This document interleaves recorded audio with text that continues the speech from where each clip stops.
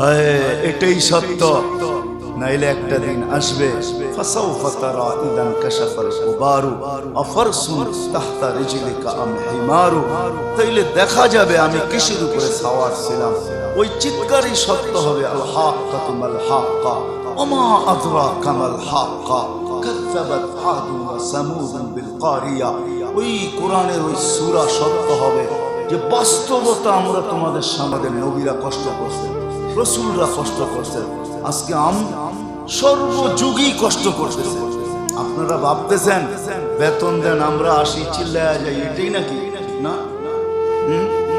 এটাই মনে হয় ভাবেন, ঠিক না? হুজুর করে বেতন দেয়, মাহফিলে আনলে টাকা দেয়, চিল্লাবে না তো যাবে কোথায়, ঠিক না? হ্যাঁ না না, দায়িত্ব সব কিছু সয়ে আনে প্রত্যেক যুগে। আল্লাহ ওয়ালারা সয়ে আনিছে, নাইলে শাহজালাল বাংলাদেশে আসার দরকার ছিল।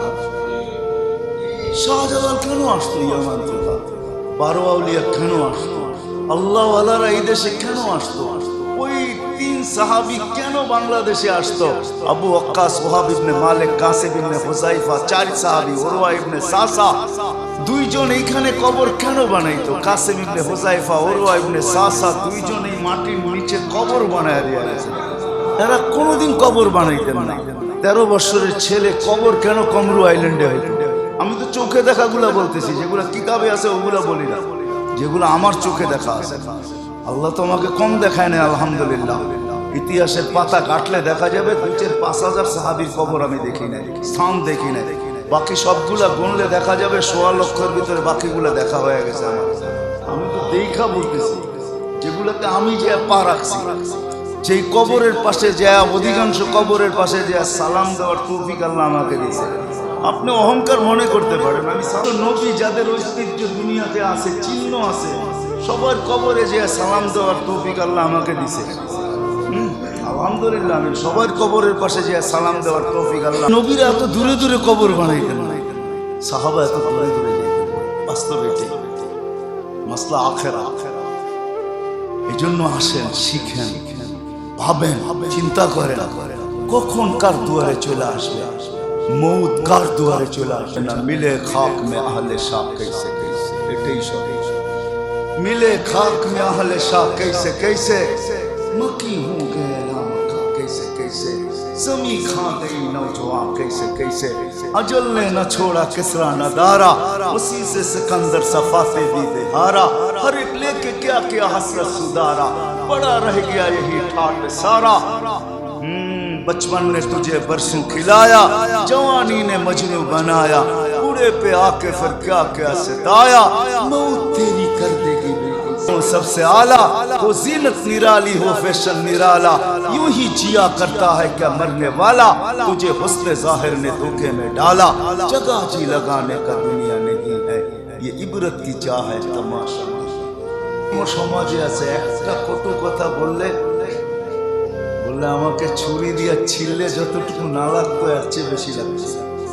আছে সমাজে 2 শ্রেণীর লোকই আছে, সম্ভ্রান্ত মানুষ, বংশগত মানুষ, ভদ্র মানুষ, সভ্য মানুষ। সমাজে কিছু মানুষ এরকম আছে, তাদেরকে ছুরি দিয়ে কিছু বলতে হয় না, মুখে 2-1টা শব্দ বললেই সে চিৎকার দিতে থাকে, ইয়া লাইতানি মিতু ক্বাবলা হাদা, এই কথাটা শোনার আগে যদি আমি মরে যেতাম তাহলে ভালো হতো। কত মানুষ তো আছে সইতেও পারে না, জান দিয়া দেয়। আমাকে বললো এই জীবন রেখা লাভ খেলা আছে, দুনিয়া এরকম মানুষ। আল্লাহর রাসূল বলেন আমাকে এত কষ্ট দেওয়া হয়েছে দুনিয়ার কাউকে এতটা দেওয়া হয়নি। দুজাহানের বাদশাহ আম্মাজান জিজ্ঞাসা করছেন, ইয়া রাসূলুল্লাহ সবচেয়ে বড় কঠিন কষ্টের দিন কোনটা ছিল? তো বলছে তায়েফের দিন। বলছে মানি? বলছে সবচেয়ে কষ্টের দিন ছিল তায়েফের। আর আম্মাজান আয়েশা রাদিয়াল্লাহু তাআলা নানির বাড়ি ছিল তায়েফ। আল্লাহ রাসূল বলছে তোমার নানির পক্ষে থেকে। বলছে আমাকে মানবে তো দূরের কথা, আরবের প্রাচীন আতিথেয়তার একটা বিরাট বড় সভ্যতা ছিল। এখনো দুনিয়া বহু দেশে আছে আতিথেয়তার একটা সভ্যতা, কালচার, সংস্কৃতি। আমরা তো সংস্কৃতিটা ভালো বুঝি, ঠিক না? এখনো দুনিয়ায় আছে, অনেক দেশে আছে, সাংস্কৃতিক দুনিয়ার অনেক দেশে আছে, বাংলাদেশের অনেক এলাকায় আছে। আতিথেয়তার একটা, আপনাকে চিনুক আর না চেনে, অপরিচিত দেখলে আপনাকে জিজ্ঞাসা করবে কোথেকে আসছেন, খাওয়া দাওয়া হয়েছে, আমাদের এখানে চলেন, খাওয়ায় এটা আছে। কিন্তু দিন দিন আপনার সংখ্যা বাড়ার কারণে এখন ভালোরাও ওই হিসাবে গণ্য হইতেছে, ঠিক না? আস্তে আস্তে বিলুপ্ত হয়ে যেতেছে। তারপরে যতটুকু আতিথেয়তা এখনো আমাদের দেশে আছে, আলহামদুলিল্লাহ, দুনিয়ার ভিতরে নাম্বার নেওয়ার মতো আতিথেয়তা এখনো আমাদের দেশে আছে। নাম্বার নেওয়া যাবে, গিনিস বুকে নাম লেখানো যাবে। বাংলাদেশে এখনো যতটুকু আতিথেয়তা আছে, এটা আলহামদুলিল্লাহ বলা যায়। আরবের সভ্যতা ছিল, সংস্কৃতি ছিল, যে মেহমান দুশ্মন হইল তাকে মেহমানের মতোই ব্যবহার করে।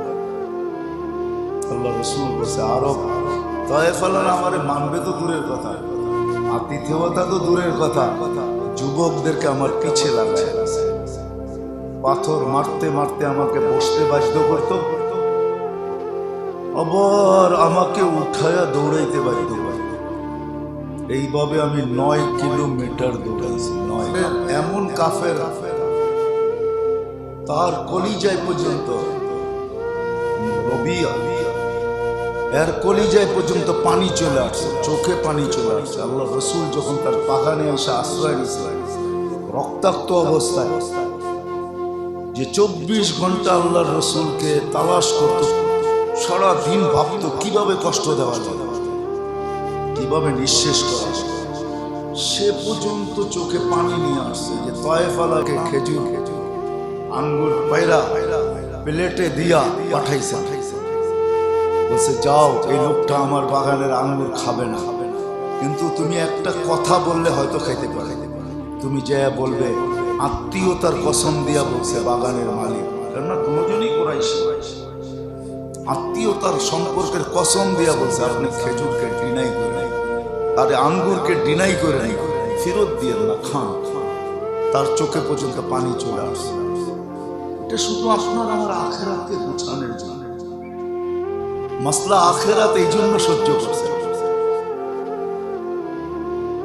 এই জন্য সহ্য করছে। যখনই তায়েফের কথা মনে উঠত বা কেউ জিজ্ঞাসা করতেন, আল্লাহ রাসূলের চোখে পাহাড়ের ফেরেশতাকে পাঠাইছে যে আপনি আজকে যা বলবেন তাই করাই। বুখারীতে আছে, আপনি বলবেন তায়েফের 2 দিকের পাহাড়কে 2টা চাকরির পাট বানায় দেবেন, আর এর মধ্যে তায়েফালাদেরকে নিয়ে আসবো আর পিসা সাকি করে দিব, শুধু আপনার হুকুমের অপেক্ষায় আছে। কিন্তু নবী তো নবীই হয়, কষ্টকে সহ্য করে। আল্লাহ রাসূলের দোয়া, আল্লাহুম্মা হাদি কওমি ফাইন্নাহুম লা ইয়ালামুন। তায়েফালাদের জন্য আল্লাহ রাসূল দোয়া করেন, বদদোয়া করেন, বলছে আল্লাহ তায়েফালাদেরকে হেদায়েত দিয়ে দেন, ওরা আমাকে চিনলে এরকম করতো না। আমি আশা রাখি ওদের ভিতর থেকে কেউ না কেউ একদিন আমাকে মানবে, আপনাকে মানবে, আমার দিন মানবে, আখিরাত গুছাবে। আসলেই গুছাইছে। মোহাম্মদ বিন কাসেমের বাড়ি তায়েফে ছিল, 18 বছরের যুবক, যে ভারতবর্ষের ভিতরে ইসলামের বীজ বপন করছে। 18 বছরের, ওই কাহিনীর দিকে যাব না, লম্বা কাহিনী। 18 বছর যুবক, হাজ্জাজ বিন ইউসুফ প্রতাপশালী ছিল বটে, কিন্তু যখন সিন্ধের এক মেয়ে, মুসলিম মেয়ে যখন চিৎকার দিছে, ওই চিৎকার যখন হাজ্জাজ বিন ইউসুফ পর্যন্ত পড়ছে, তখন মোহাম্মদ বিন কাসেম বাহির হয়ে আসছে ওই মেয়ের সাহায্য। হাজ্জাজ বিন ইউসুফ ওইখান থেকে চিৎকার দিয়া বলছে, আনা হাদির। সিন্ধের এক মেয়ে ডাক দিয়া বলছিল, হাজ্জাজ আইনা আইতা, তুই কোথায়? আমার কাপড় খোলা ফেলা হইতেছে, তুই কোথায়? এই কথা হাজ্জাজ বিন ইউসুফের কাছে কোন বণিক দল পৌঁছায় দিয়েছে। হাজ্জাজ ওইখান থেকে চিৎকার দিয়া বলছে, ইয়া বিনতি আনা হাদির, ও মেয়ে, ও আমার মেয়ে, আমি উপস্থিত। তখনই পাঠাইছেন, তখনই সিন্ধু দেশ মোহাম্মদ বিন কাসেম স্বাধীন। 1000 কোটি মেয়ে আর্তনাদ করে, কারো কানেও যায় না। ওই দিন আসবে, ইনশাআল্লাহ আসবে, আমরা আশা রাখছি। হয়তো আমরা থাকবো না, কবর থেকে হয়তো বসা দেখবো, কিন্তু আসবে আবার একটা দিন এরকম যে একজনের আর্তনাদের উপরে সারা দুনিয়া কাইপা উঠাইবে, ইনশাআল্লাহ আসবে। তো যেটা আমি বুঝাইতেছিলাম, আল্লাহর রাসূল যে কষ্ট সহ্য করছেন, সামনে মাসলা আখিরাত ছিল, না হলে এই কষ্ট সহ্য করতেন না। উযীতু ফিল্লাহি ওয়া লাম ইউযা। সমগ্রকে যত কষ্ট দেওয়া হয়েছে তার চেয়ে বেশি কষ্ট আমাকে দেওয়া হয়েছে। উখিফতু ফিল্লাহ, আল্লাহর রাসূল বলেছে আমাকে এত ভয় দেখানো হয়েছে। ১৬ লক্ষ নবী, ৩১২ জন রাসূল, কাউকে এত ভয় দেখানো হয়, আমাকে যত ভয় দেখানো হয়েছে। নবীরা সব কিছু সয়া নিয়েছেন সামনে আখিরাত, শুধু সয়া নেন না।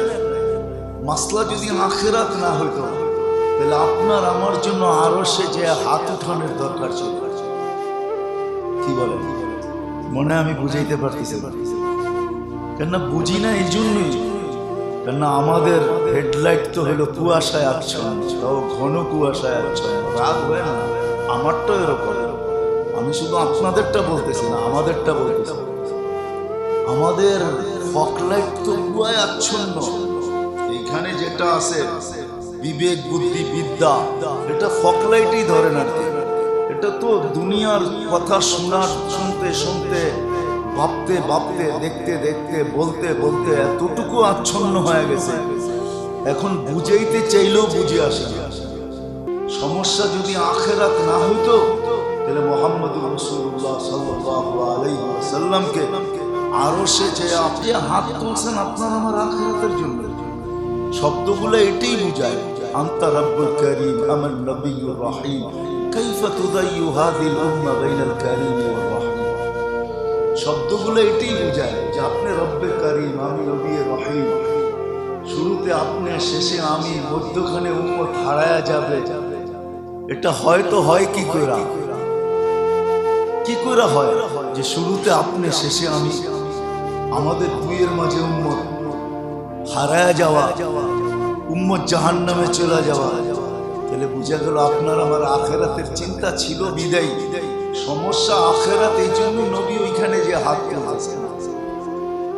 যদিও আপনি বুঝতেছেন না, আমি বুঝতেছি না, আপনি ভাবতেছেন না, আমি ভাবতেছি না, শিক্ষিত মানুষগুলো ভাবে না, কেউ ভাবে না সমাজে যে ওইখানে যে হাত তুলতে হলো কেন, কেন তুললেন? ওইখানে যেহেতু হারায়া যায়, আল্লাহর সান্নিধ্য হারায়া যায়।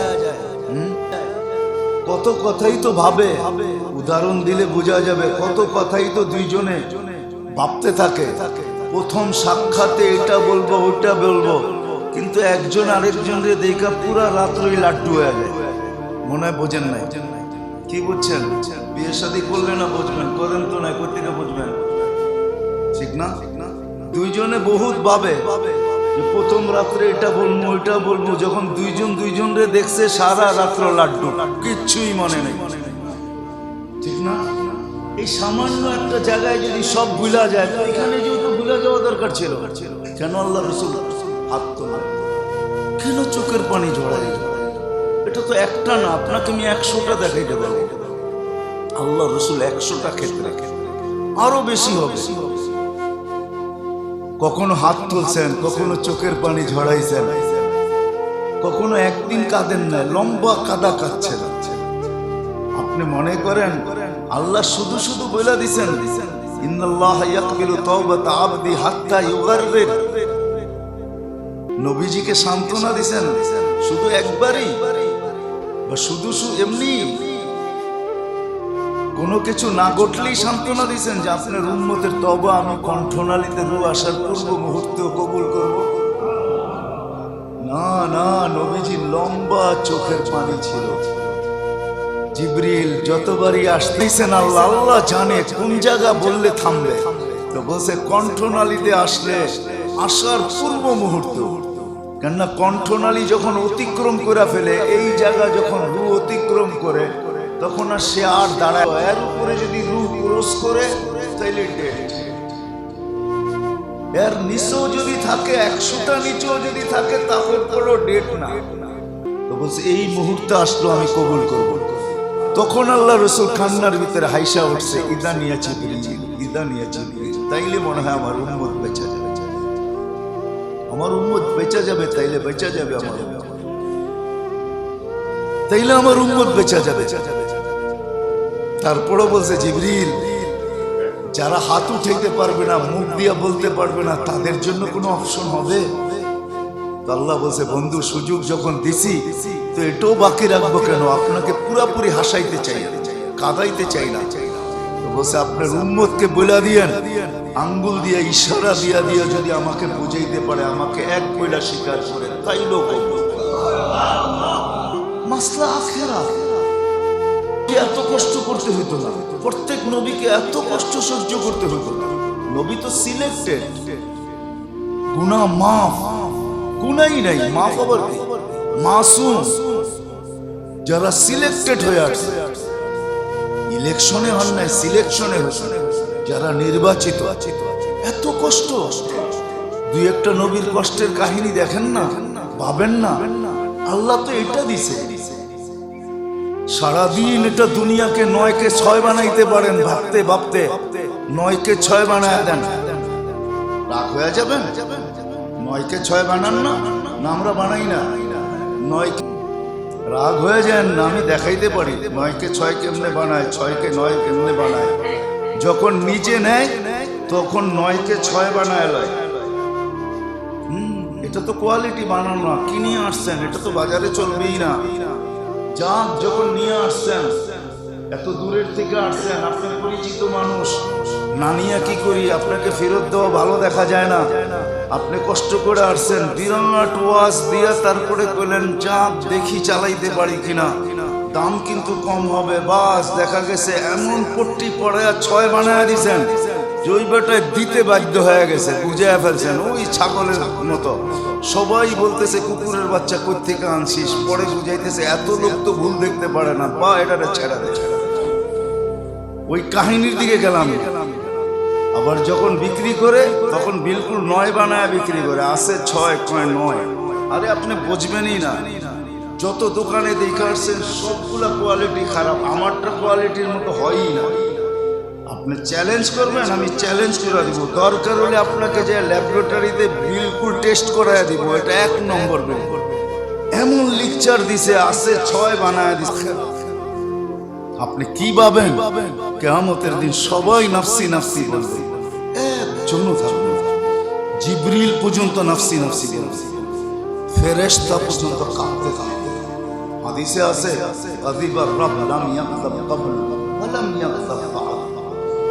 সব নবীরা বলবে, ইব্রাহিম আলাইহিস সালাম বলবে, আদম আলাইহিস সালাম বলবে, বুখারীতে রওয়ায়াত আছে যে আল্লাহ এর পূর্বে এরকম রাগ কখনো হন নাই, এরপরে কখনো হবে না। আজকে যতটুকু রাগ চিৎকার দিবে, লিমানিল মুলকুল ইয়াউম, আইনাল মুলুক, আইনাল জাব্বারুন, আইনাল মুতাকাব্বিরুন, কোথায় জমিনের আধিপত্যওয়ালারা? ওই দিনে চিৎকার হবে। ফেরেশতা জিবরিল আলাইহিস সালাম কিন্তু মাটিতে পড়বে আর কাতরাবে আর বলবে, রব্বি সাল্লিম সাল্লিম, রব আমার। ওই ভয়াবহ দিনে শুধু একজন আপনার আমার নবী মাসলা যদি আখিরাতের না হইতো, তাহলে এই কথার চিৎকার দিতেন না, রব্বি উম্মতি রব। পরিবারের কথা তো বলবেন না, হাসান হোসেনের কথা তো বলবেন না, আলী ফাতেমার কথা তো বলবেন না, উম্মতের কথা বলবেন। অথচ মানুষ পরিবারের কথা আগে বলে না, না, ওই চাচার কথাও বলবেন না, যে চাচা 44 বছর বাঁচে। মাসলা আখিরাত, দুনিয়া না। দুনিয়ার দৃষ্টান্ত তো আমি দেখাইলাম, হাজারো উপমা, লক্ষ কোটি উপমা দুনিয়ায় দেখানো যায়। একজনেরটা দিয়ে আরেকজন চলে, একজনেরটা দিয়ে 10 জন চলে, একজনেরটা দিয়ে 100 জনও চলে, একজনেরটা দিয়ে ইচ্ছা করলে হাজারো লক্ষ ফ্যামিলি চলে, একজনেরটা দিয়ে চলে। বড় বড় শিল্পপতি একজনেরটা দিয়ে তো হাজারো ফ্যামিলি, লক্ষ ফ্যামিলি চলে, চলে না? আমাদের বড় বড় গ্রুপ অফ ইন্ডাস্ট্রিজ আছে, এদের কাছে 1.5 লাখ, 2 লাখ, 3 লাখ, 4 লাখ, 5 লাখ শ্রমিক আছে, ঠিক না? তাহলে এতটা ফ্যামিলি তো আছে, চলে কয়জনেরটা দিয়া? একজন হেলমেটটা দিয়ে চলে বোঝা কোনো কঠিন না, দুনিয়াটা সম্ভব, আখেরাত যার যার দরকার। আমারটা আমাকে গুছায় দেয়। এই জন্যই নবীরা কষ্ট সহ্য করে, দুজাহানের বাদশাহ এই জন্যই কষ্ট সহ্য করে। কষ্টের ইতিহাস বলতে গেলে ইতিহাস জীবন শেষ হবে, ইতিহাস শেষ হবে। আপনার আমার জন্য শুধু আখেরাত, কিচ্ছু না। আপনার আমার আখেরাত গুছানো। আপনার আমি জান্নাতে চাই, এমন না যে আপনার জান্নাতের ভাগ দেওয়া হবে, ওইখান থেকে কিছু প্রফিট পাবে, ওইখান থেকে একটা অংশ পাবে, না না। রাসূলুল্লাহ সাল্লাল্লাহু আলাইহি ওয়াসাল্লামকে যে জান্নাত আল্লাহ দিবেন, যে সোসাইটি আল্লাহ দিবেন, যে এরিয়া আল্লাহ দিবেন, ওটা তো সৃষ্টির ভিতরে না কোনো নবী না কোনো রসুলকে দিবেন। ওনারটা তো আলাদাই, ওনারটা আলাদা আলাদাই। কিন্তু আপনার আমার আখেরাত হোক, জান্নাত হোক, এটার জন্যই কিন্তু চেষ্টা। এই জন্য মাসলা কিন্তু আমাদের আখেরাত, ওটাই বুঝাইতে চাইছে। এটার জন্যই উনি আসছেন, এটার জন্যই বুঝাইছেন যে ওটা তুমি এখানে বসে গুছাবে কিভাবে। একটা কথা ভাবলে বোঝা যাবে, নাইলে বোঝা যাবে না। আমরা ভাবি না, দেখাও আসছে। আয়েশা আবার দৃষ্টান্ত দিয়েছেন, পরিচয় দিয়েছেন যে জান্নাতের জমিন দেখা আসছি কিরকম। বলছে কি আন, বিলকুল খালি। আজবাতুল মা, পানি বড় মিষ্টি, জমিন বড় উর্বর। সাহাবা জিজ্ঞেস করছে কিরকম উর্বর? লাগাইতে দেরি, পরিপূর্ণ হইতে দেরি না। পরিপূর্ণ বুঝেন? ওই মুহূর্তে গাছ হবে, ওই মুহূর্তে ফল ধরা, ওই মুহূর্তে রেডি হয়ে যাবে। একই সাথে সবকিছু হবে, একই সাথে সবকিছু হয়। আপনি বলবেন এটা হয় কিভাবে? আপনি ডায়াল করেন, ওই পারে রিং কেমনে হয় পেতে পারি না। আপনি ডায়াল করে রিং আধা ঘন্টা পরে হয় কেন? আমেরিকা তো এখান থেকে 15,000 কিলোমিটার, 15,000 যেতে সময় লাগবে না? কি কোনো বোঝেনি না, সময় লাগবে না। কিন্তু আপনি ডায়াল করেন, ওইখানে রিং হয় কেমনে? সাথে সাথে হয় না, হয় না? হ্যাঁ, দুনিয়াটা বোঝেন, ওইটা বোঝেন না কেন? এখানে আবার প্রশ্ন উঠান কেন? এটা হবে কি করে, তো এইখানে হয় কি করে? আপনি যদি এরকম টেকনোলজি ফিট করতে পারেন, কে দিছে এটা? কাঠটা দিয়ে আপনি এই প্রযুক্তি ফিট করছেন, এই প্রযুক্তি আলা ব্রেনটা কে দিছে? এটার ভিতরে প্রযুক্তি ফিট কে করছে? তাহলে ওনার কাছে কি প্রযুক্তি সব দিয়া খালি হয়ে গেছে? তাহলে তো ওই কথাই সত্য, আল্লাহর ধন অমুকরে দিয়ে আল্লাহর কাছে খালি হয়ে যায়, ঠিক না? হ্যাঁ, এটা কি সত্য নাকি? হ্যাঁ, আল্লাহর গোডাউন শেষ। তাইলে এখন দাঁত ছাড়া মানুষ আসার কথা, তাহলে দাঁত আসে তো আসে করতে গা, বুঝা গেল আল্লাহর গোডাউন শেষ না। আল্লাহর প্রযুক্তি, আল্লাহর রসুল এইসব বলছেন। সাহাবা বলছে ইয়া রাসূলুল্লাহ, সব সত্য মানি, কিন্তু এখানে বসে লাগাবো তো লাগাবো কি করে? আল্লাহর রসুল বলছে সমস্যা যদি আখেরাতে না হইতো তাহলে এটা টোকায় নিয়ে আসতাম না। বলছে সেটা আবার কোনটা টোকায় নিয়ে আসছেন? বলে 20টাও টোকায় নিয়ে আসছে, যেটা এইখানে বসে লাগানো যায়। বলছে সেই 20টা আবার কি? বলে সুবহানাল্লাহ আলহামদুলিল্লাহ ওয়ালা ইলাহা ইল্লাল্লাহু আল্লাহু আকবার পড়তে থাকবা, জান্নাতের কাছে। হ্যাঁ, বলছে বিল্ডিং দেখা আসছি, কিন্তু বানাইতে হবে এখানে বসা। বলে ইট বালু সিমেন্ট ওইখানে পাঠাবো তো কোন রকেট দিয়ে পাঠাবো? তো আল্লাহর রসুল বলছে ওইটাও নিয়ে আসছি। তারপরে আমল দেখাইছেন, এটা করো জান্নাতে বিল্ডিং হইতে থাকবে। বলছে আমি চোখে দেখে আসছি, কাজ করতে করতে থেমে যায়। আমি জিজ্ঞেস করছি এমন কেন? এগুলো কি অলস হয়? আমাদের গুলা না অলস হয়, কাম করতে করতে ক্লান্ত হয়ে যায়, কাজ করতে করতে ক্লান্ত। এরা তো ফেরেশতা, এদের তো ক্লান্ত হওয়ার কথা না, এরা করতে করতে থেমে না। তো ইট বালি সিমেন্ট পাঠায় না, এই জন্য হয় না, বসে থাকে। আবার যখন পাঠায় তখন কাজ শুরু করে। আল্লাহর রসুল জিজ্ঞাসা করছে ওইটা আবার কি? আল্লাহর রসুলকে জিবরিল আলাইহিস সালাম বলে দিছে উম্মতকে যে ভালো মতে বললেন এটা হলো রড বালু সিমেন্ট এই সেই পড়তে বললেন, আসতে থাকবো আর পাঠাইতে থাকবো। শিখাইছেন প্রত্যেক নামাজের পরে 10 বার সূরা ইখলাস পড়ো, এইখান দিয়ে তুমি শেষ করবে, ওইখান দিয়ে ওরা বিল্ডিং বাড়ি রেডি করা ওকে করা কি কইরা দিবে, তোমার নেম প্লেট লাগায়া দলিল মলিল সব গেটের মধ্যে রাখা দিবে। তুমি যে খালি হাত দিয়ে মাসলা আখেরা আর লম্বা করতে চাইতেছে, শিখেন, ভাবেন, চিন্তা করেন। হায় এটাই সত্য, নাইলে একটা দিন আসবে ফাসাউফা তারা ইদান কাশাফাল গুবারু আফরসুন তাহতা রিজলিকা আম হিমারু, তাইলে দেখা যাবে আমি কিসের উপরে সাওয়ার ছিলাম। ওই চিৎকারই সত্য হবে, আল হাক্কাতু মাল হাক্কা ওমা আদরাকা মাল হাক্কা কাযাবাত আদু ওয়া সামুদ বিল কারিয়া। ওই কোরআনের ওই সূরা সত্য হবে যে বাস্তবতা আমরা তোমাদের সামনে তুলে ধরব।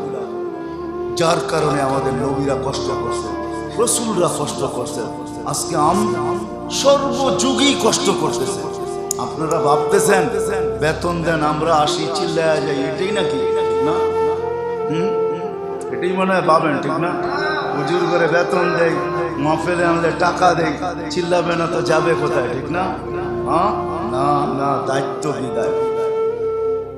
যার কারণে সবকিছু সয়ে আনে প্রত্যেক যুগে যুগে আল্লাহ ওয়ালারা সয়ে আনিছে, নাইলে শাহজালাল বাংলাদেশে আসার দরকার ছিল।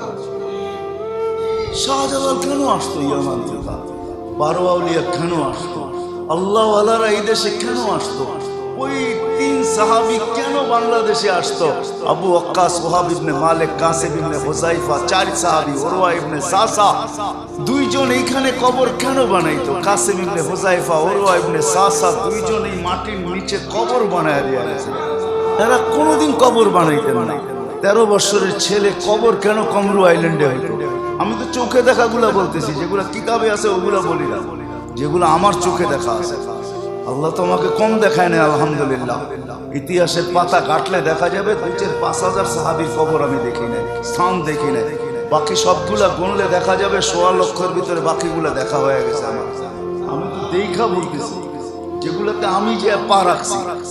যেই কবরের পাশে যায়, অধিকাংশ কবরের পাশে যায় সালাম দেওয়ার তৌফিক আল্লাহ আমাকে দিয়েছে।